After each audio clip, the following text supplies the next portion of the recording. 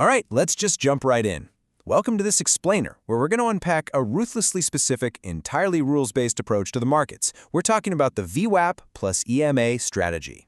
Look, if you've ever found yourself, stress sweating over a one-minute chart, revenge trading after a bad loss, or just letting anxiety completely take the wheel, you're going to find this absolutely fascinating.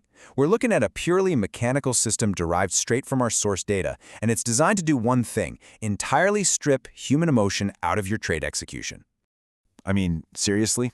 How often do you let your gut feelings completely override your actual trading plan? Hey, it happens to the absolute best of us. But what if executing a trade was literally as simple as checking 3 strict mechanical boxes? Well, the blueprint we're digging into today is exactly that. It's kind of like the cold, hard, logical antidote to market chaos, relying on a really restricted set of parameters.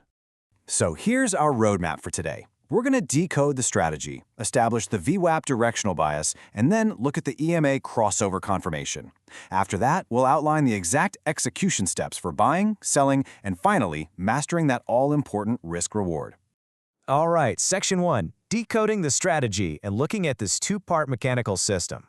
So the very first variable we pull from our source material is the VWAP. But listen, for the purpose of this specific blueprint, it's not just another indicator slapped on your chart. No, it is your absolute directional baseline filter. Its one and only job is to dictate a strict buy or sell bias. Basically, where the price is sitting relative to that VWAP line instantly determines the primary direction of your entire session. Think of it as the ultimate gatekeeper for your trades. Okay, next up we have the 9 and 21 EMAs. Now, while the VWAP is busy giving us the overall direction, the source material explicitly defines these exponential moving averages as the momentum trigger. They act strictly as a crossover confirmation just to validate that initial VWAP bias. So you're not using these in isolation, right? They are literally the secondary key you need to actually unlock the trade. Moving right along to Section 2, the VWAP directional bias, above or below. What's really cool here is the exact mirror image symmetry. It is perfectly binary. If the VWAP line is sitting above the current price, boom, your bias is locked in, you are only looking to sell.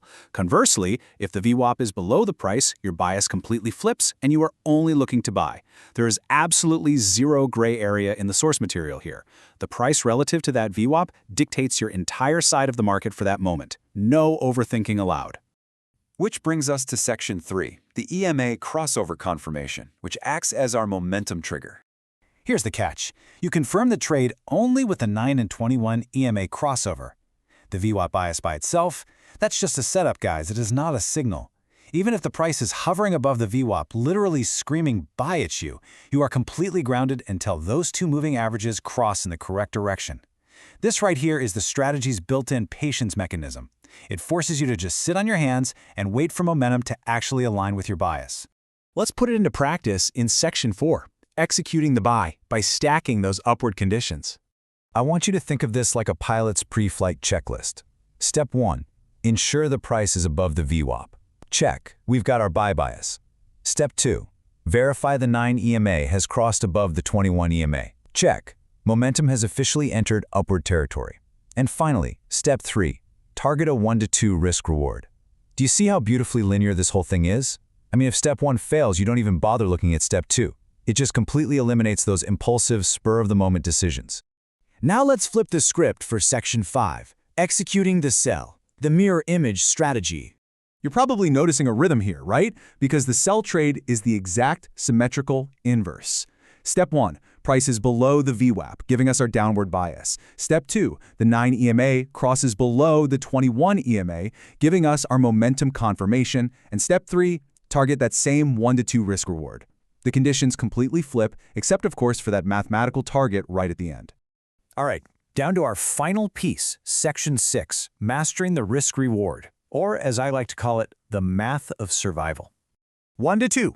Honestly, this is arguably the absolutely most crucial element of this entire blueprint. For every single unit of risk you take on, your target has to capture 2 units of reward. And this isn't just some arbitrary rule. It's literal survival math. Think about it. At a 1 to 2 ratio, you really only need to win roughly 34% of your trades just to break even. The rules demand that you never, ever tinker with your targets based on how a trade feels in the moment. You set that 1 to 2 ratio the second you execute, and you just let the probabilities do the heavy lifting for you.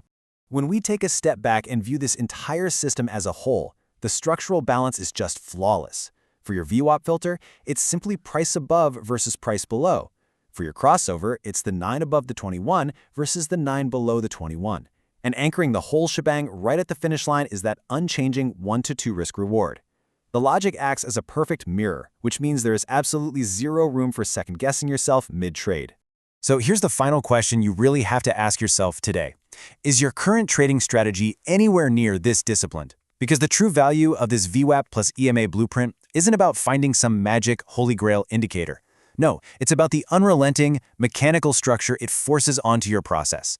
By demanding that baseline filter, requiring that crossover trigger, and just strictly adhering to the math of a 1-to-2 ratio, you essentially fire your own emotions from the job. Thanks so much for exploring the source data with me. I'll leave you with this. What other parts of your daily process could benefit from a little less gut feeling and a whole lot more mechanical structure?